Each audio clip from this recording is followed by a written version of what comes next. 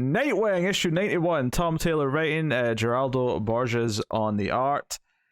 Here we have... I'm knocking things down. Yeah. Here we have continuation. KJ Beast, of course, was the cliffhanger last time. Wally and Dick, deal with this. I mean, Wally especially is the one who kind of swoops in and deals with it very quickly. But it's heartwarming again. Wally talking about how you tried to kill my friend. The idea that everyone else was even more pissed about this than the Nightwing himself is, kind of thing. We are Wally. We are Wally. Which I thought. Real quick, Borges did the last issue, right? Yes. Okay. Because the art felt a little bit different. Maybe it's that the inks on that first page are extra heavy, but it felt like it different than the last issue. But maybe it's just the inks and the colors, maybe composition. But yeah. Yeah, it's definitely very, very heavy on the Flash suit. There's a lot of inks on that first page. But yeah, so there's a lot of fun stuff here with them, like taking KGB's phone and getting it to Oracle and doing all that stuff. I do really appreciate this. We do not like the storyline of Dick being shot because it led to Rick Grayson and all of it was very shit. But this issue does a really good job of making it feel like it's an important part of his past. Something as simple as Oracle asking Dick if he's okay, which is a really nice beat. But yeah, so they're looking into stuff, and it ends up being this mythical assassin squad, or this like person who can give an order out to any assassin in the world. Yeah, they compare her to a sommelier of assassins that they're good at selecting the right one, and if it's big enough, they'll take it on themselves. Which I like. That's a bit of mythology. Yeah, and Taylor's playing with. Obviously targeted Dick Grayson because Blockbusters has made this call. Yep. So Dick and Wally go swishing out. Although I do love the build up to this again. We get a call back to the carry or piggyback joke, which comes right after the kids want a dog because they're playing with Bitewing, and Wally's like, "If I get talked into even a goldfish, this is on you." And it feels very this is what Taylor excels at. It feels very interpersonal. It feels like two friends talking. So yeah, him pulling him aside and is like, "Man, look, we're basically family, but I don't have time for pets." Because especially when you think about what's been going on in Wally's life in his own book. Oh, sure. You're just like, yeah, no, he can't even have a goldfish. You know what? Though a turtle, I think they can handle a turtle. Oh, maybe, yeah, maybe a turtle. So they go off to this island in Costa Rica, where they track this phone signal, so the base might be here.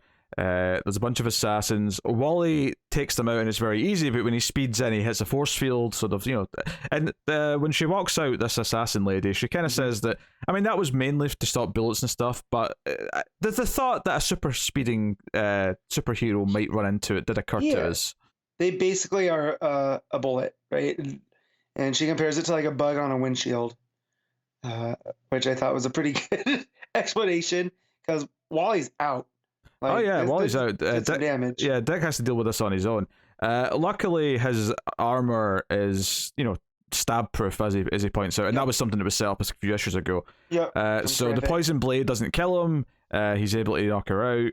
And he wakes up Wally, and hurrah! We won. But again, what really peppers this issue is the action's solid enough, and the art's fun when it happens.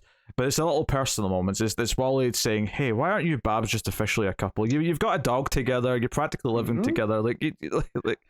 I'll be honest. It makes me worry about their relationship because, and I feel that's what Taylor wants, so he can do the swerve of.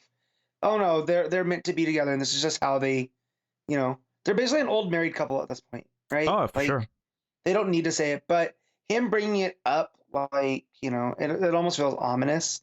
But again, it feels like friends talking throughout. Even when they go to do the piggyback, or he goes, you've been to the future, and you can't tell me none of the other Flashes have figured out a better way to do this. It just... And then you turn the page and he's just got his back, yeah. Yeah, so I love all of that, conversation between them. It makes them, again, it makes them feel like they've been around forever, and especially when you think back to Rebirth, we were missing these two. and it's almost like Taylor's been like, this is why people love these characters, especially their relationship here, and it just feels gratifying. Yeah, so basically they've got control of her computer system now that they're inside, and Wally's going to like sort of take it apart, but Dick's like, no, we can use this, and he effectively puts out a bunch of hits that are all trapped. So you see like this like montage of panels where all these assassins are coming after what look like innocent civilians, but then John's there at one of them, and then the other ones are all Teen Titan members, Starfire, Donna Troy, so on. Like basically it's like, no, we're going to lure them all in, and they end up arresting and apprehending like 20 plus of the world's most deadly assassins. So they kind of take out this ring from just carelessness on the assassin's part, which I accept, because the whole way they get the phone from KG Beast, and they take off his mask to use the face recognition to unlock the phone, and it's just it's really funny how technology has undone this criminal ring. Even before that, the GPS, like, the last location they went to, that's where the bomb is. Wally, do you want to run off and deal with it quickly? Yeah, it was all very simple stuff, and I appreciate Taylor for structuring that way, where it doesn't, it's not the typical superhero, oh, we got to go find the bomb. And what's nice about it as well is that both examples, it's Dick that thinks of these things, so there's that detective side of him, that he's gotten from Bats coming through, which is nice. The final page of the book is Blockbuster and Lady Shiva, and Shiva's like, well, you want me to kill Dick Grayson? Look, they just took down this entire ring. Dick Grayson, for whatever reason, and they don't know why, obviously, but Dick Grayson is he's got friends in high places, meaning like all the superheroes. So at this point, no one is taking this job. No one wants to be the assassin who goes after Dick Grayson, because clearly it's a stupid thing to do. And the final point of the issue, and what this whole issue is building up to, is the sentence, if you want Dick Grayson dead, Blockbuster, you're going to have to do it yourself. And that is a great point to leave on. It's like, okay, it makes sense he would send after everyone, and we've had like a whole arc of like people coming after Dick. We had that great, one big giant panel issue.